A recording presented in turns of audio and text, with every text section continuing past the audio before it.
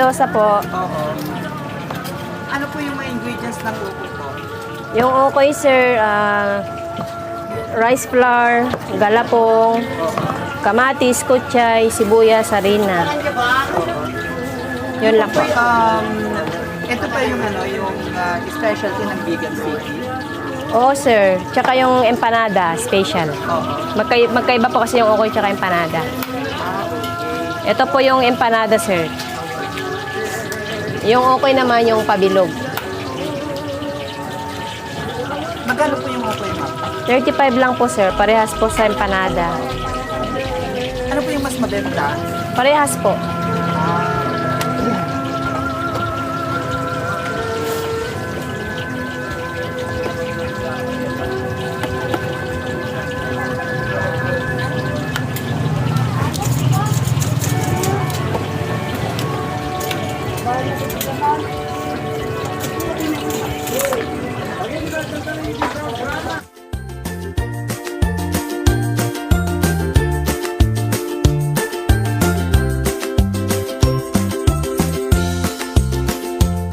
By the way, bakit pala leaves ng saging ang ginagamit? Yung iba plastic po.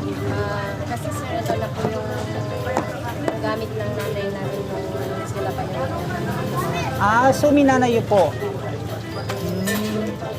Bale pang 4th generation na po kami. Na gumagawa ng ukoy. Empanada. Empanada. Pero pag wala na kaming mabili na damon, kasi lalo na pag Balik sa plastic. plastic po yung gamit namin, pero nahihirapan kami. Depende po kasi sa yung orange po na gamit nila, sila yung nakasanayan nila yung plastic. Kasi makapal yung nila. Sa amin, manipis lang. Natswete. Yung iba food coloring. Okay. Tsaka yung wrapper namin, bigas. Yung orange flour yun. Kaya makunat, tsaka makapal. Okay.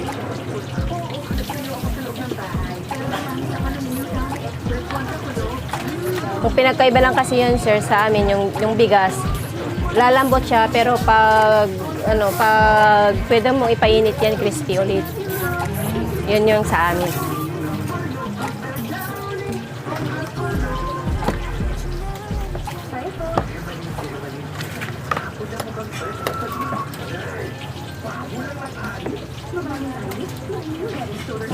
Longganisa po yan.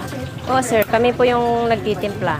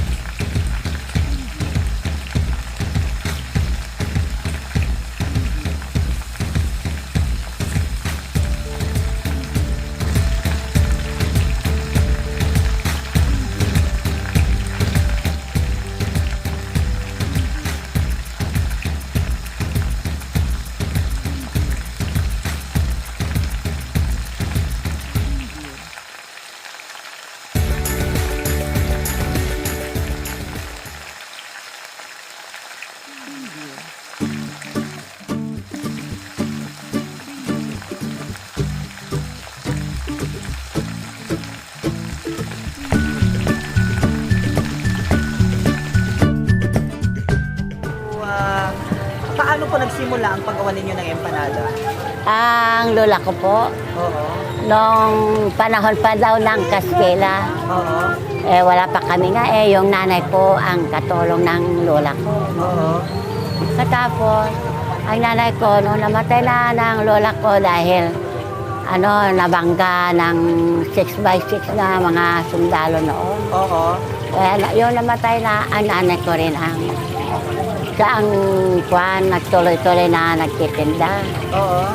Tapos, nung napanganak na ako, At saka yung mga kapatid kong panganay, Oo. sila naman tumutulong sa nanay ko. Oo. Pero noon na may asawa na sila yung mga kapatid ko, ako ang bunso.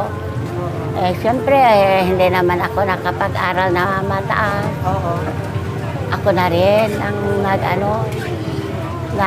nagpatuloy ng pagtitinda ng empanada. Oo. Pero noon, mahina ang pagtitinda namin, pero mahal ang pera noon. Oo. Maski na yung 10 pesos mo, marami nang mabili Oo. noon. Naano ko rin, naabot ko ng ganyan na kababa ng pera natin noon. No, at saka noon na tinuloy-tuloy ko na rin ang pagtitinda. Awa ng Diyos po, nag-alaga ako ng baboy Oo. para may yung mga tira-tira namin, yung kinakain ng baboy. Tapos bumili na naman ako ng mga ingredient ng pagkain ng baboy, yung pinapalaki ko, pinapanganak ko yung mga baboy ko. Saka yun na po ang dinugtong ko sa makikita ko sa empanada. Pero Nanay, sabi ninyo kanina ay mana-mana lang po yung paggawa. opo, mana-mana, pero namatay na po ang nanay ko. Oo. Ay, di ako rin ang Sabi nagtulong. natin kanina pang 4th generation na po. Fourth generation po. Oo. Siyempre po, fourth generation na ako. Ay, third generation na ako.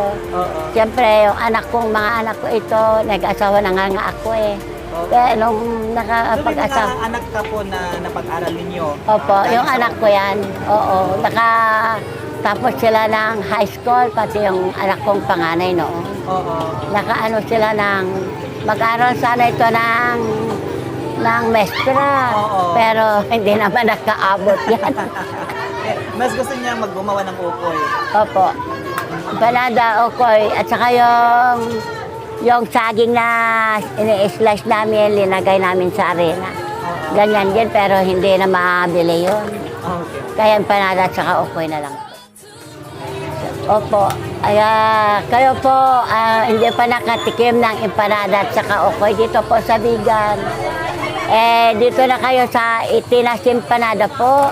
Kahit saan dito sa lahat ng mga nandoon sa abroad. Pumunta kayo po dito para matikman nyo ng empanada. Ang kasabihan daw, pag pumunta kayo sa Bigan, dumala dito sa Bigan, hindi kayo daw makararating ko, hindi nyo matikman ng empanada. Kasabihan po yun. Okay po, maraming salamat na. Opo.